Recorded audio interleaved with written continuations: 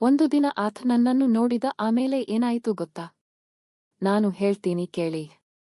ಏನೆಂದರೆ, ನಾನು ನಂದಿನಿ ಹೆಸರಿಗೆ ತಕ್ಕಂತೆ ನನ್ನ ಹತ್ತಿರ ಬಹಳ ದೊಡ್ಡ ಪ್ರಮಾಣದಲ್ಲಿ ಹಾಲಿನ ಹಣ್ಣುಗಳು ಇವೆ. ನೀವು ಸ್ವಲ್ಪ ಅರ್ಥ ಮಾಡಿಕೊಳ್ಳಿ, ನಾನು ವರ್ಡ್ಸ್ ಯೂಸ್ ಮಾಡ್ತೀನಿ.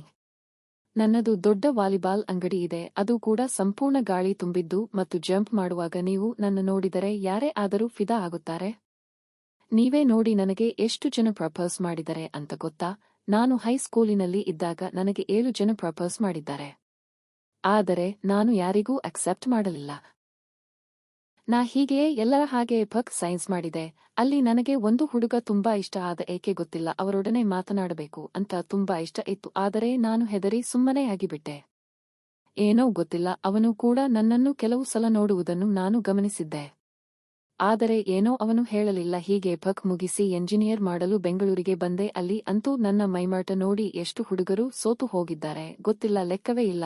ಏನೆಂದರೆ ನನ್ನನ್ನು ನೋಡಿ ತುಂಬಾ ಹುಡುಗರು ಲೈನ್ ಹಿಡಿದಿದ್ದರು. ಎಷ್ಟು ಅಂದರೆ ಹತ್ರ 15, 20 ಇರಬಹುದು. ಆದರೆ ಅವರೆಲ್ಲ ನನ್ನ ಮೈ ನೋಡಿ ಇಷ್ಟಪಟ್ಟರು, ನನ್ನ ಮನಸ್ಸನ್ನಲ್ಲ. ಅದಕ್ಕೆ ನಾನು ಯಾರನ್ನೂ ಅಕ್ಸೆಪ್ಟ್ ಮಾಡಲಿಲ್ಲ.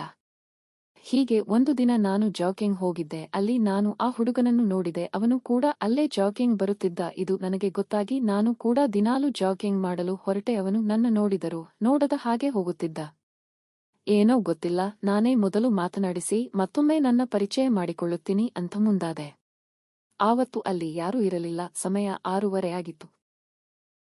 ಧೈರ್ಯ ಮಾಡಿ ಹೋದೆ. ನಾನು ಹಾಯ್ ಅಂದೆ. ಅವನು ಹೆಲೋ ಅಂದ. ನಾನು ಕಣೋ ನಂದಿನಿ, ನಿನ್ನ ಕ್ಲಾಸ್ಮೇಟ್, ನಾವಿಬ್ಬರೂ ಒಂದೇ ಕಾಲೇಜ್ನಲ್ಲಿ ಮುಗಿಸಿದ್ದು. ನಿನಗೆ ನನ್ನ ನೆನಪು ಇಲ್ಲವಾ ಅಂತ ಕೇಳಿದೆ.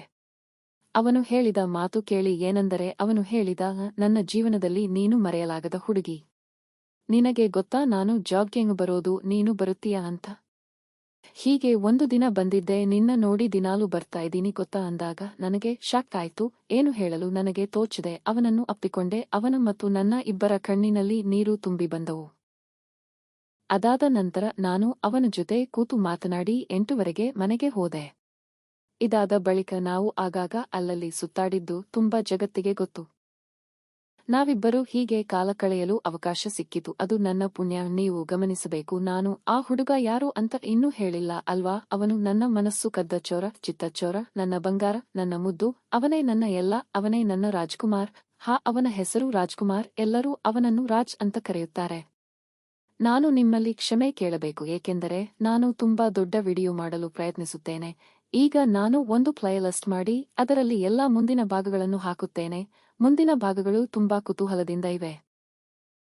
ಏಕೆಂದರೆ ನಮ್ಮಿಬ್ಬರ ನಡುವೆ ನನ್ನ ತಂಗಿ ಕೂಡ ಎಂಟರ್ ಆಗುತ್ತಾಳೆ.